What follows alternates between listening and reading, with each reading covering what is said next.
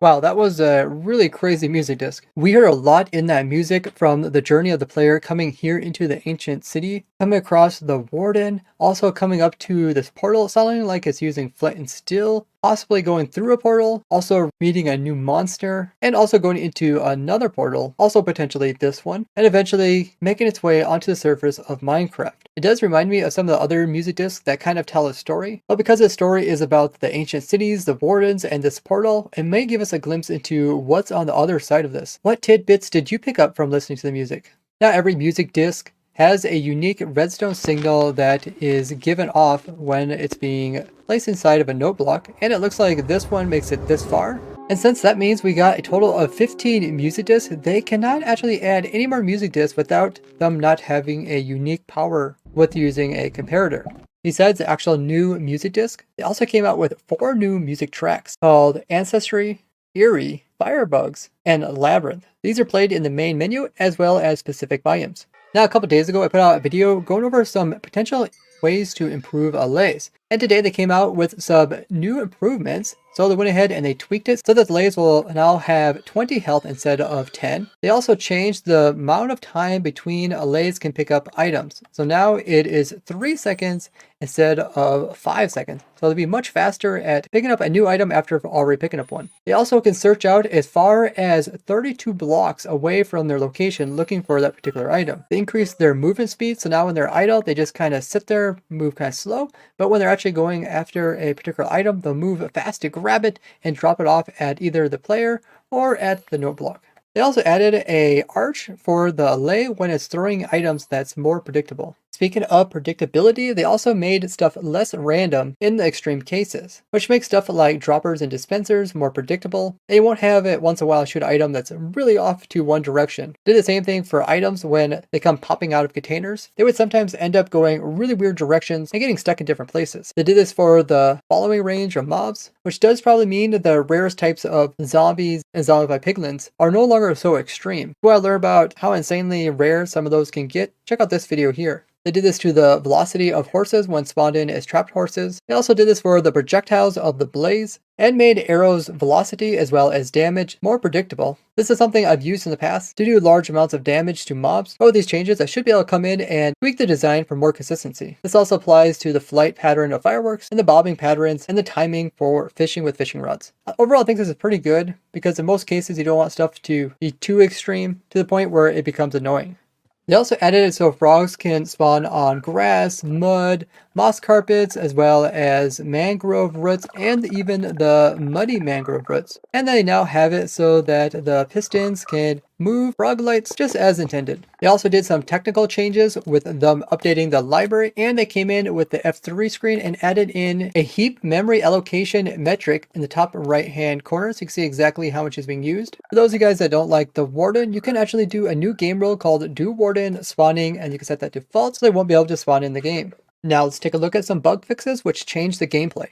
Allays will now drop items that they had in their hands when they die, unlike before. Allays have this cool animation where their arms will move back and forth and they will bob up and down. Now they added it so they will also do this while they're flying through the air. In Bedrock, they have a special flying animation where they kind of go airline when they fly. This is now added into Java. They also changed the detection system for Allays, so now they could detect the same distance as in the Bedrock edition, where before in Java they can only look out about 8 blocks. They also added in so Allays will now have their special Allay dust particle produced by them. These guys also no longer have a chance of despawning even if you give these guys an item and they've yet to pick up an item on their own. They also fixed the problems of Allay trying to give items out to spectator players, so now they'll no longer be bothered. When these mangrove trees were being grown up, something like too tall grass would not get updated. You can see this piece of grass was sitting directly on top of this root, so now we'll be able to pop off. Fix another bug that I reported to do with observers not being able to detect the mangrove roots when the trees grow in. This should fix a problem that I ran across when designing my mangrove tree farm, using observers to detect the roots being placed in, so we know when to actually take down the tree. I'll be trying to finish this farm today on stream, and here on my testing server with you guys, the viewers. This is all thanks to Bisect Hosting, where you guys can get your very own Minecraft server, and for 25% off if you use my code RAY or the link in the description, and this helps me out.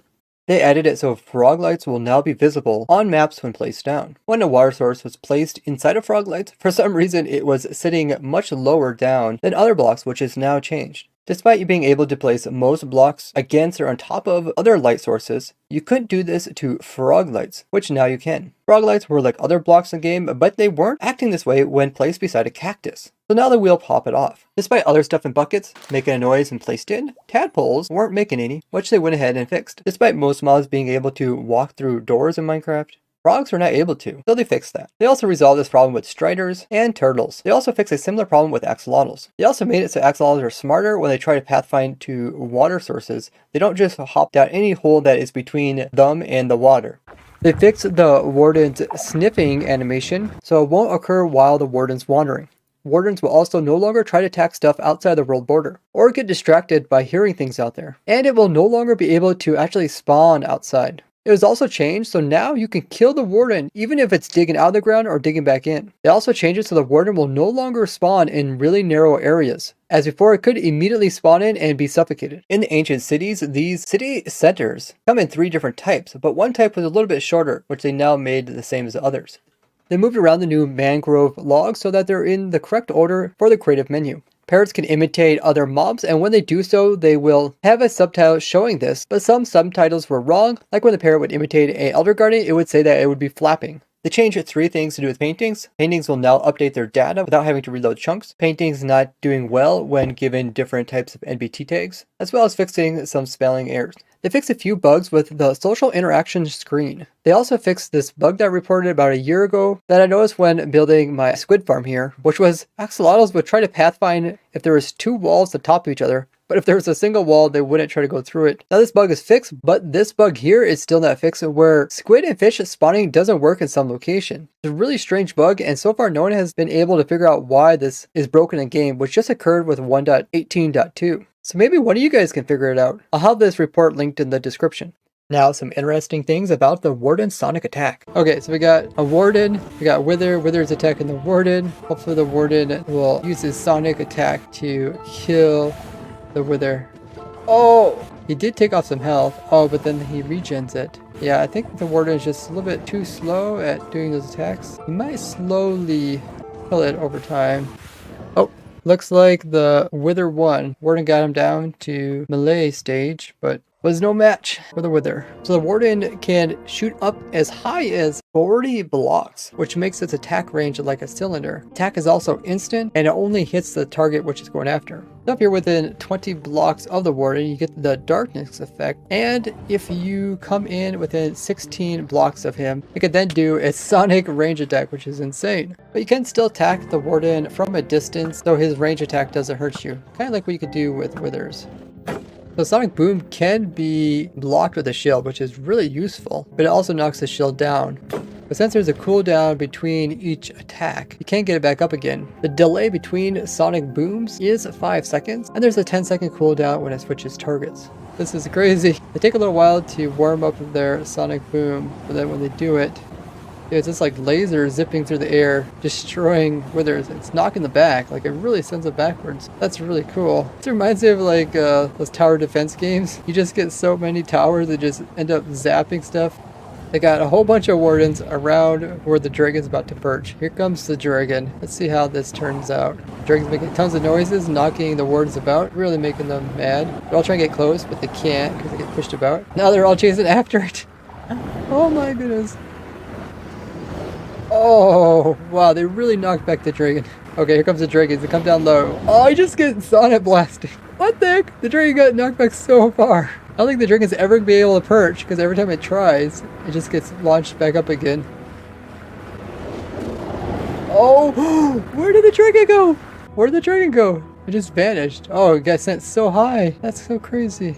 Now come join me on Twitch where we'll be exploring this newest snapshot, and you're even able to join me in game. Besides Wednesdays, I also stream Fridays, Saturdays, and Sundays at around 2 p.m.